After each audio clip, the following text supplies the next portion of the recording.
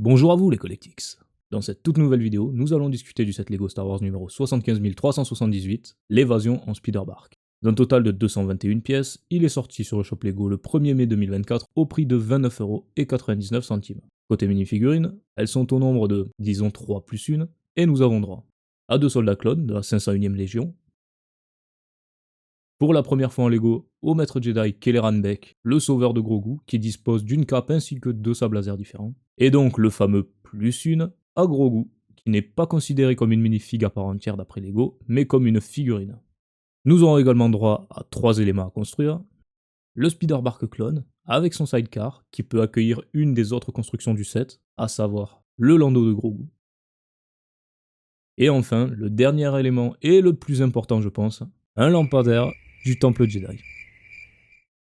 Au niveau des fonctionnalités, malheureusement, il n'y a pas grand chose à dire, à part qu'il y a 2 lance-tenons de part et d'autre du Speederbark, que le Lando de Grogu peut être placé ou retiré du sidecar, et que nous avons la possibilité de retirer ou ajuster la hauteur du sidecar. Enfin, dans ce set, nous n'aurons pas de tempographie, mais une planche de 4 stickers. Maintenant que la présentation est faite, passons à mon avis personnel sur ce set. Globalement, je trouve que le set représente bien la scène de la saison 3 du Mandalorian dont il est tiré. Les 2 soldats clones de la 501e compléteront le set 75345, qui ne contenait pas de clones classiques, comme c'est le cas ici, mais nous allons y revenir un peu plus tard. La minifig de Kelleran Beck est très réussie, et la présence de sa cape fait plaisir. Le lampadaire, quant à lui, est fidèle à ce que l'on voit dans la scène. Et enfin, le Speederbark est assez grand, et je le trouve assez bien réalisé et détaillé.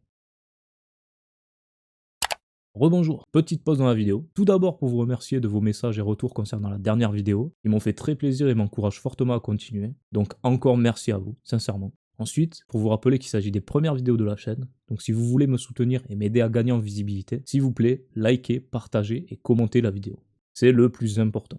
Que ce soit pour me donner votre avis sur le set, ou me donner des conseils pour améliorer mes prochaines vidéos par exemple, tous les commentaires seront bienvenus. Et enfin, pour ne pas louper la prochaine vidéo de la chaîne, n'oubliez pas de vous abonner et d'activer la cloche des notifications. Merci à vous et bonne fin de vidéo. Maintenant, concernant les reproches que j'ai à faire sur le set. Tout d'abord, quand on voit ce qui a été proposé pour le même prix avec le set 75372, dont vous pouvez retrouver ma revue sur la chaîne, je trouve qu'il y a un fossé énorme entre ces deux sets et que celui-ci n'est vraiment pas à la hauteur, tant en termes de diversité de construction qu'en termes de minifigurines.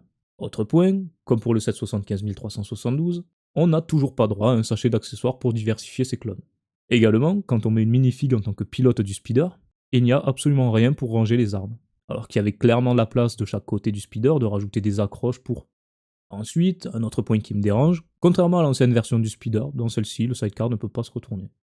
Aussi, un peu plus tôt dans la vidéo, je vous ai dit que les soldats clones compléteraient le set 75345. Cependant, si votre but est de vous constituer une armée clone, clairement n'achetez pas plusieurs fois ce set. Pour obtenir les mêmes clone troopers, il suffit de prendre les casques du Battle Pack 75345 et les corps du 75359. Vous obtiendrez un capitaine clone et 3 clones classiques. Et en plus bonus, vous aurez des accessoires pour les casques et des jetpacks. Et pour terminer, concernant des améliorations qui auraient pu être apportées, déjà au lieu du lampadaire qui n'apporte pas grand chose au set, et dans lequel on ne peut rien stocker, pourquoi ne pas plutôt l'avoir remplacé par une porte de l'ascenseur duquel sort Grogu par exemple? Ensuite, autre petit détail de rien du tout, c'est vraiment pour chipoter, mais étant donné que le speeder n'a quasiment aucun tenon visible, pourquoi ne pas avoir remplacé cette plate 1x3 par une taille 1x3 pour ne laisser aucun stud apparent? Et enfin, quitte à sortir un set s'inspirant de la scène de l'évasion de Grogu, peut-être aurait-il mieux valu prendre le moment où ils sont sur la plateforme de Coruscant, et ainsi combiner les éléments de ce set avec une construction Lego plus imposante, et qui en plus aurait été exclusive, comme le yacht nubien de type H, avec lequel il s'échappe. Donc voilà, c'est tout ce que j'ai à dire sur ce set. Comme d'habitude, je suis curieux d'avoir votre avis sur ce dernier, donc n'hésitez pas à me dire en commentaire ce que vous en pensez. Merci d'avoir regardé cette vidéo, en espérant qu'elle vous ait plu, et à la prochaine, chers Collectix.